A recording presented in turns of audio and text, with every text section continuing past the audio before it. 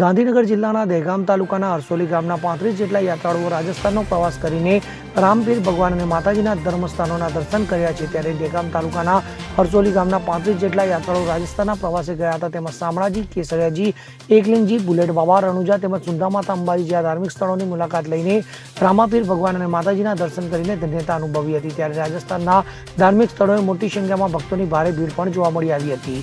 તો આ વિસ્તારમાં આ વર્ષે વરસાદ સારો પડતા પાણીની સમસ્યા પણ જોવા મળી ન આવી હતી। તો ખૂબ જ આનંદ ઉલ્લાસપૂર્વક પ્રવાસ ગામના લોકો દ્વારા પૂર્ણ થવા પામ્યો હતો। ત્યારે આ પ્રવાસમાં બાલાજી ફુલાજી તરફથી 5000 રૂપિયા આપીને એક દિવસનું જમણવાર તેમના તરફથી રાખીને પુણ્ય પ્રાપ્ત કરવામાં આવ્યું હતું। અગરસિંહ ચૌહાણ સાથે CN24 ન્યૂઝ, હર્ષોલી, દહેગામ।